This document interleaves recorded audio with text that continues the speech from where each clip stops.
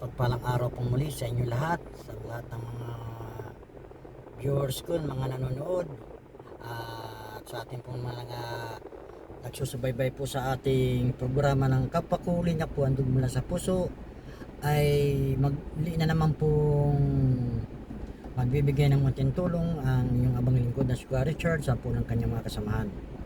Ngayong araw pong ito ay aming pong babalikan si Kuya na aming pong in-scout, na amin pong bibigyan ng munting tulong. Si Kuya po ay nakatira po sa tabi po ng ilog sa may creek. Ang kanya pong bahay ay trapal lang po ang nagsisilbing silungan nila. Kaya ngayon po ay pupuntahan po natin sila. At tayo po ngayon ay magbibigay ng munting tulong sa kanila. At yung pong hiling ni Kuya na kama po ay ibibigay po natin. Kasi po nakakaawa talaga, kasi po ang nagsisilbing higaan po nila ay lupa na may sapin lang po na trapal o floor mat po pala. Kaya po tayo po ibabalik sa kanila para po ibigay yung kanyang munting kahilingan para po matulungan po natin. Paano guys, tayo po ngayon ay pupunta na. At sana po pala sa lahat po ng mga viewers natin dyan at sa mga baguha pong viewers ay isa lang po ang aming iniling. Sana po naman po ay pagkasuportahan po naman ninyo ang aming programang Kapwa ko Linya po andun mula sa puso. Please subscribe and like and share naman po ninyo para po marami pa po tayong matulungan ng mga kababayan natin na nangangailangan. Yun lang po, maraming salamat po. So mga kapwa po, tayo po ngayon ibababa. Dito po, binababa natin ay napaka taas. So mga kapwa ko, ayun po tayo ron. Ayun po ay papunta tayo dito sa bahay ni Kuya, kung saan po siya nakatira. So mga kapwa ko, ang tirahan ni Kuya na ating pong tutulungan, napaabutan ng tulong. Yan po mga kapwa ko.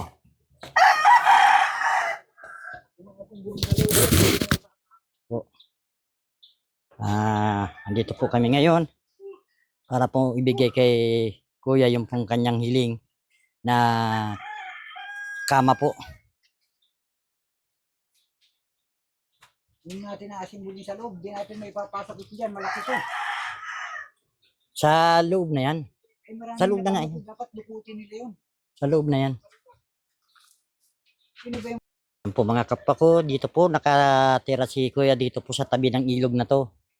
Kung nakikita niya po mga kapwa ko, ito po ang munting lugar ni Kuya na tinitira niya. Ayan po, oh. Natatanaw po natin na yan na bahay. Dito po nakatira si Kuya. Malapit po sa creek po ng tabi ng ilog. Ang kanya pong nagsisilbing tirahan po ay ito pong ginawa po niya na tuldang na bahay. Pinaikutan niya lang po ng tulda ang ginawa po niyang munting tirahan nila.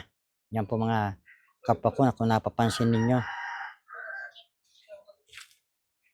Yan po ang nagsisilbing tirahan ni Kuya ng kanyang pamilya. Tapos po sila po ay natutulog po ay sa lupa. May sapin lang po sila na floor mat. Saka plywood po, yun lang po ang nagsisilbi nilang higaan. Yan po mga kapwa ko. Wala pa po si Kuya, atin pong hihintayin. Andito po kami mga kapwa ko ngayon sa loob ng bahay ni Kuya. Ito po ang tirahan po ni Kuya. Yan po ang kabuuan ng kanyang tirahan. Ito po mga kapwa ko. Dito po sila natutulog. Dito po sa ito papag na yan, no? Nakikita nyo yan. Yan po ang nagsisilbi nilang tulugan ng mga anak niya, ng kanyang pamilya po. Yan po mga kapwa ko, ang dingding lang po ay trapal po, napapaikutan lang po ng trapal. Ayan po, napakainit po ng loob, sobrang init. Yan po. Ito po ang nagsisilbi nilang bintana, napakaliit po. Oh. Yan po, mga kapwa ko. Ito po ang tahanan ni Kuya. Dito po naninirahan ang kanyang pamilya. Kasama po niya ang kanyang 4 na anak na maliliit po. Yan po mga kapwa ko. Haba pong hinihintay natin si Kuya, ay atin po tayo pinapasok ng kanyang anak po sa kanila pong tirahan. Nakakaawa po ang kanilang kalagayan. Yan po, sila po ngayon ay atin pong bibigyan ng munting tulong. Ito ng munting kama po na magiging nagpagsisilbing tulugan nila. Hindi na po sila matutulog dito sa lupa po, sa papag na to na napakalamig. Paghating gabi magkakasakit po ang kanyang mga anak, sila po yung magkakasakit ng pulmonya. Ayan po. Ito rin po ang nagsisilbi nilang lutuan po, kusina. Yan po mga kapwa ko, nakikita ninyo. Hirap po talaga ang buhay ni Kuya. Sa ngayon po siya po ay wala rito sa kanyang tirahan at ayon po sa aming sabi ng anak ay nakikipasada daw po para lang po may may kitain siya at may maibili ng kanilang pagkain sa araw-araw. Yan po mga kapwa ko. Kaya po tayo po ay nagbalik dito upang pong yung kahilingan ni Kuya na munting kama, ito po, bubuuin pa po natin ito mga kapwa ko. Ito po mga dala namin, saka munti pong grocery, bigas, saka po kutsyon, yan po ang ilalagay natin dito sa bahay na to. Yan po mga kapwa ko. Hirap po talaga ang buhay ni Kuya. Yan po mga kapwa ko. Nakakaawa po ang kanilang kalagayan. So, siguro habang wala pa yung mga bata, siguro naisip namin na buuin na ito dito sa loob. Para po pagdating yung kanilang ama ay buo na po. Mga kapwa ko, ito po yung anak ni Kuya. Ilan taong ka na, Toy? 12 lang. Oh, 12 lang po. Oo. Nag-aaral ka pa? Saan? Sa Mantagbak. Mantagbak. Oo. Sa ngayon, ikaw ngayon ang tao rito sa bahay na to. Si Papa mo ay nag-ano? Ano po? Papasada? Para may makain kayo sa araw-araw. Pambigas. Pambigas. Ay, yung mga kapatid mo nasaan? Nasa labas? Opo, binabantayan po si Kuya po. Oo. Binabantayan. Okay. Saan kayo ito natutulog dito? Dito, sinasapinan lang natin. Sinasapinan nyo ito ng Ano po? higaan lang na banig. Alin dyan sinasapin nyo, Noy? Alin? Ito po mga kapwa ko ang isinasapin nila. Yan pong kapitan mo. Yan po. Ito po mga kapwa ko ang magsisilbing sapin nila po. Ayan po mga kapwa ko. Nahigaan ng kanilang pamilya. Ngayon po, tayo po ngayon ay bibigyan po natin sila ng kutsyon. Para po ito ay maialis na rito, matapon na po. Kasi po grabe na po talaga mga kapwa ko. Kaya Noy, bubuuin na namin itong kama. Okay lang ba sa inyo? Mabuo natin para may maganda kayong higaan, magkakapatid. Ano? Ngayon, ipapasok namin itong kama rito. Ano? Dito bubuuin ha. Yan po mga kapwa ko. Bubuuin po namin yung kama na amin pong ibibigay sa kanila. Para po, yung po ang magsisilbi na nilang higaan. Hindi po katulad nito pong na ano po yung sa lupa sila nagtutulog. Nakakaawa po.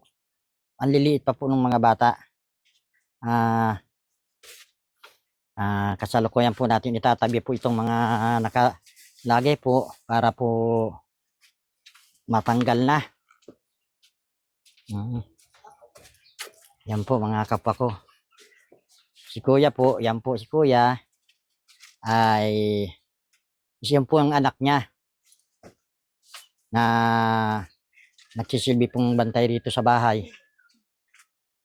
Katulong po, nagbabantay din po sa kanyang maliit na sa pangkapatid na maliit. Yan po, di na natin po ipapakita ang kanyang mukha. Yan po mga kapwa ko.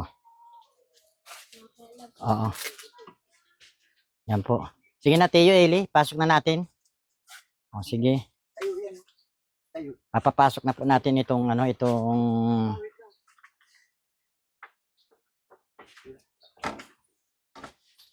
po. Papasok na natin, po mga kapwa ko. Dito na natin papasok na yung kama.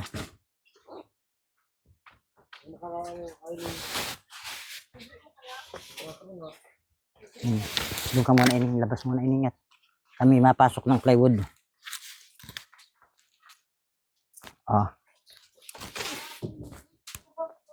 Dili.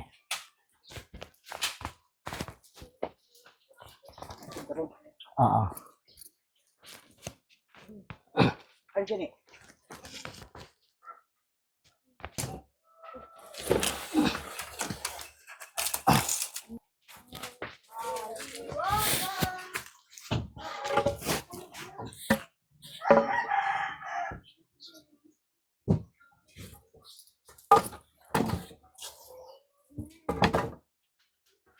Tatlo lang talaga to?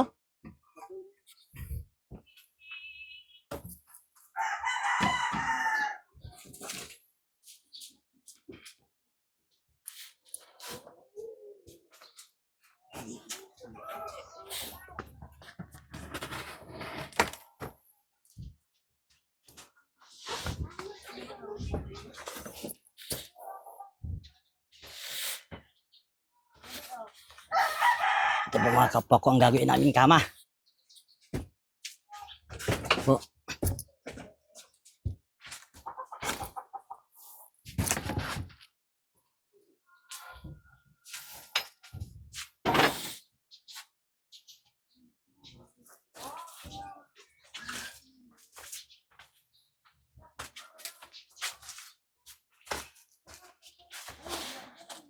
Yan, para may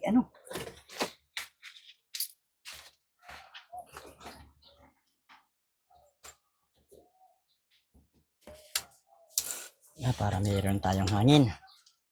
Napakaliit po ng bintana. Yan po ang silbing bintana nila kuya, napakaliit.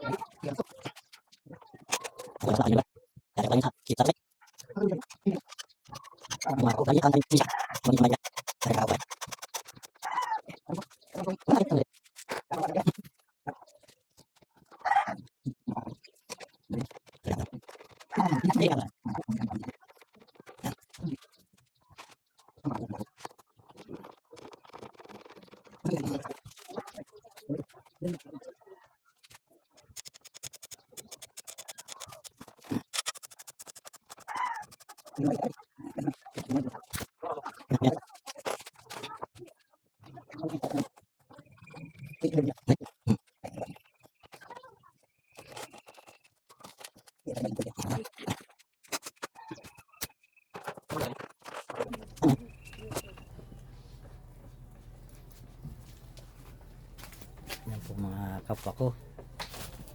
Pinagtutulungan na po ng ating mga kasamahan po para po mabuo ng kama. Po, ang bahay po ni tatay.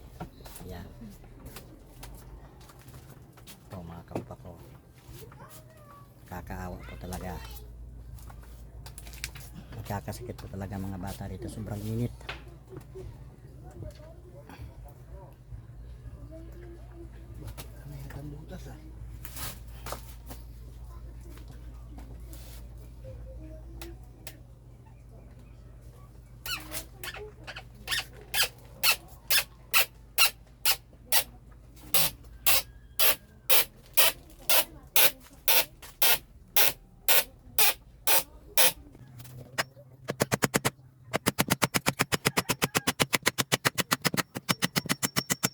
Ano po, si Kuya Ho po ay nadating pa lang galing po sa kanyang pamamasada.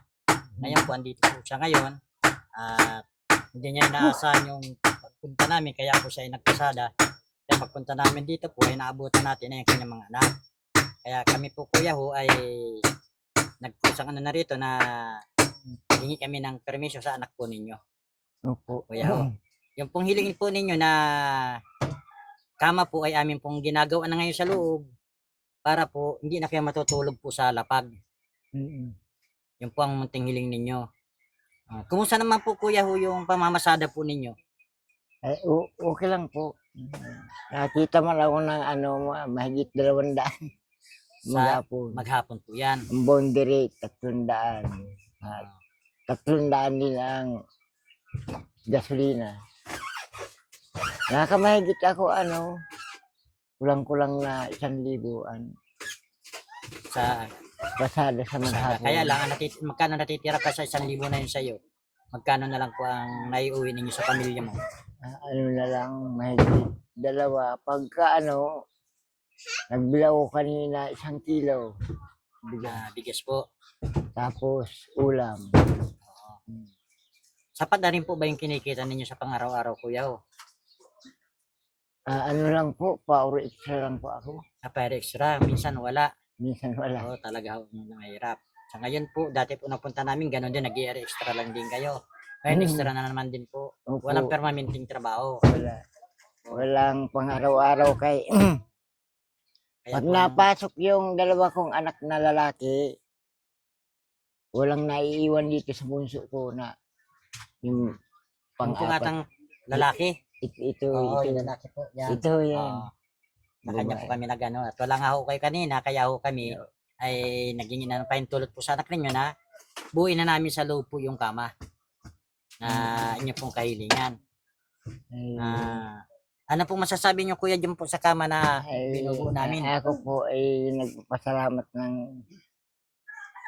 napakarami kay natulungan din kami. Po. Yan po ay dahil medyo natagalan lang po kami Kuya Ho sa pagpunta rito kasi po nangalap pa po kami na maibibigay na tulong sa inyo sa ating pong mga mababait na mga nagbigay po ng munting tulong ay atin naman pong nabili yung mga kailangan na para po ibigay sa inyo.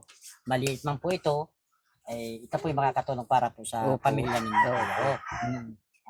Talaga pong pinagsiging magkakapag po namin na may provide po ito para po matulungan po namin kayo at ang inyong mga anak. Kasi po nakakaawa po talaga ang sitwasyon po ng ano ninyo. Tulad nga po ng sabi ko, ito na mo tatay wo. Ito na po yung kama. Kita niyo po na yung po request ninyo. Ito po. Opo. Yan. Ayun.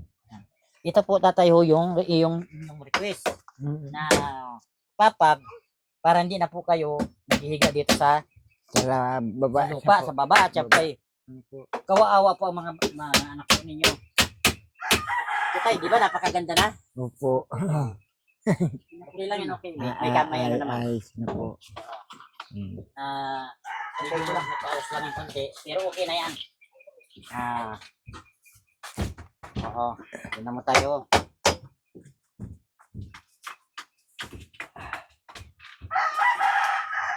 kapag ito. Maganda po yan, matibay ang pagkagawa. Grabe init. Hmm. So, naipako na natin dito yan. Ayos na. Pwede na maglabing-labing. Yan po natin. Yan po ang inyong munting hiling na amin pong pinagsumikapan para po maibigay sa inyo. Ako po ay nagpapasalamat ng napakarami dahil May pong naman, akin yung mga tako. may tumutulong na katulad niyo po. Ay opo, salamat po ay sa ano ninyo.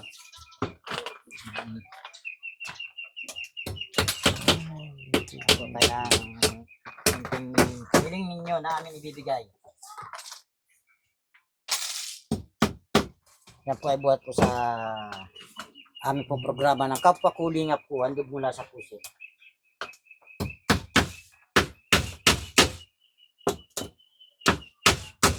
Lalagyan pa po natin yan tayo ng ano, kutsyon pa yan, may kutsyon pa kasama yan. Hindi Maganda po yan, may kutsyon pa po yan. malaking ano na po tulong sa At hindi lang po yan tayo, may bibigay din po kami sa inyong munting grocery at saka po bigas. At saka isang balding kinapay po para po sa mga bata po, sa mga anak ninyo. Yan po ang na regalo namin ibibigay sa inyo. Jay. Wag, malikot. Huwag malikot. Ay, wag. Doon ito sa labas. Doon na muna ito.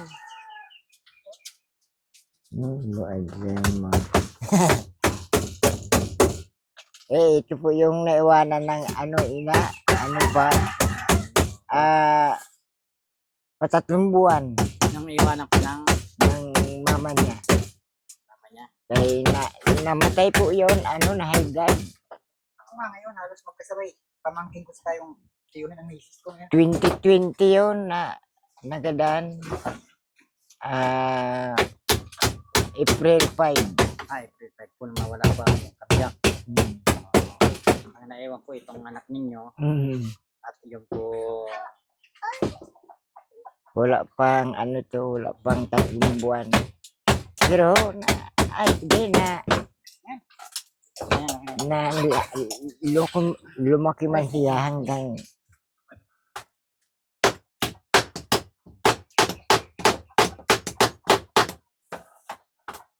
Hindi na kayo guguho dyan. ay salamat kay so ito Salamat. tatabi natin doon tatayo ano. Muna ni Hmm. Elsa. Oo. Hindi ito may tulak. Hindi na ito. Ay, ano man ang ano. Napako na. Bingkong kasi yung ano. Kulang din. Lagyan lang natin ng Sige. pako para ano. Teka. Ito rito.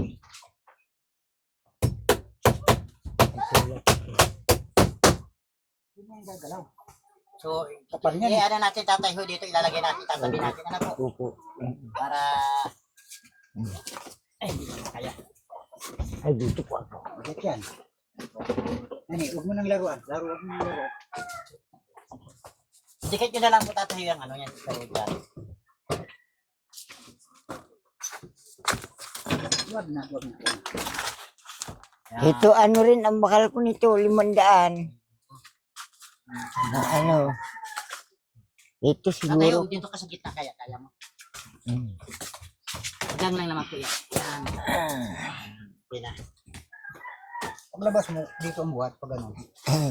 Pwede naman dito pang idikit ito eh.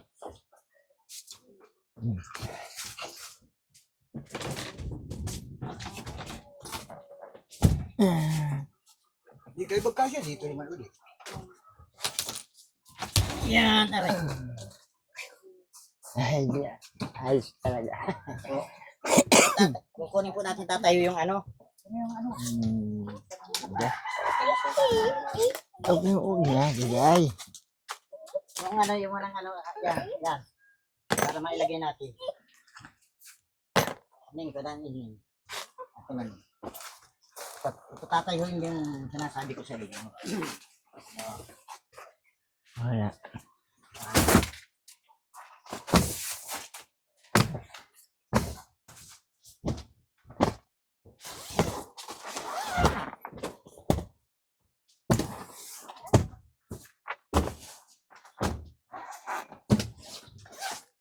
Di ayos na. Tayo para ano. Mm. Ayun. Ay, huwag niya. Ay. Yan, para mo na. Habang muna inom sa labas. Doon ka muna. Hindi sa labas. Ay, may pala mali. Baliktad po po tayo. Yan. Ayun. Pero okay na yan. Dugtungan na lang po ng banay. Yan, sumala lang ng banig nila. Hmm. Kumakap ako. Tapos tayo, may bibigyan ko sa inyo pa. Ito Hmm. pong munting grocery po. Opo. Hmm. Ito. Ito tayo, bibigay po namin sa inyo. Opo. Ah. Ayun. Yan po tayo. Saka ito po isang natulungan.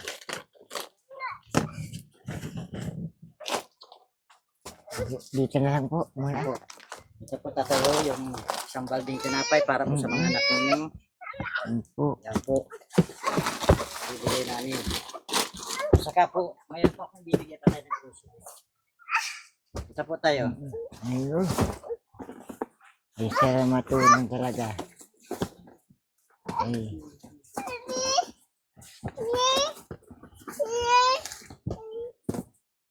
Ay, may mga dilata po dito. Saka kape, noodles. May ketchup po, may ano, mga dilata po. Kompleto po yan. Ay, may bigo, may mga pangluto na po. Yan po Ay, tayo na. ay bigay namin sa inyo, tulong namin sa inyo. Maraming salamat po sa binigay niyo sa amin na tulong.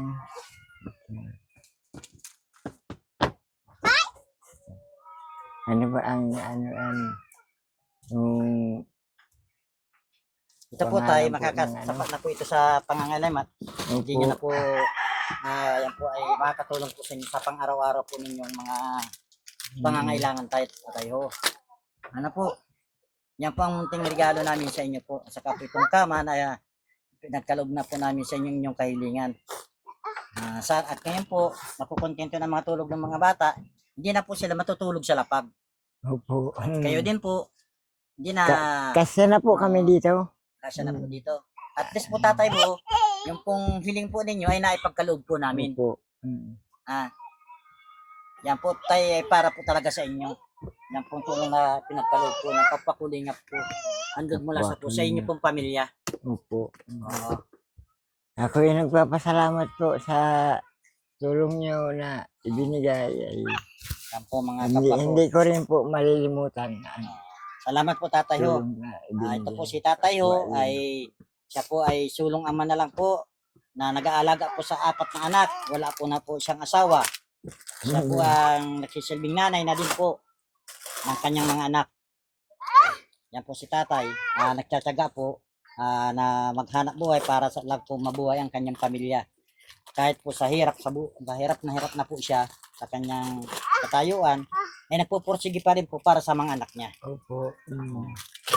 So, paano tatay ho? Magpasalamat po tayo sa kapakulingap po. Ako po ay nagpapasalamat sa kapwa-lingap ko na ako'y binigyan ng tulong. At kailanman po hindi ko man po malilimutan. Ay, salamat pong marami tatay ho. Sa ano po ninyo sa amin. Pagtanggap po ninyo dito sa amin sa bahay ninyo. Salamat pong muli. Sa lahat po ng ating mga viewers, kami po ay nagpapasalamat po sa pag-support po ninyo sa aming programa at sa mga baguhan po natin na mga manonood. Ang hiling lang po sana namin ay paki-subscribe and like and share naman po ninyo ang aming pong programa sa YouTube channel upang marami pa po tayong matulungan na katulad po ni tatay ng mga nangangailangan at ng mga kababayan natin na hirap sa buhay. Yun lang po mga gilo namin mga manonood at sa mga baguhan po.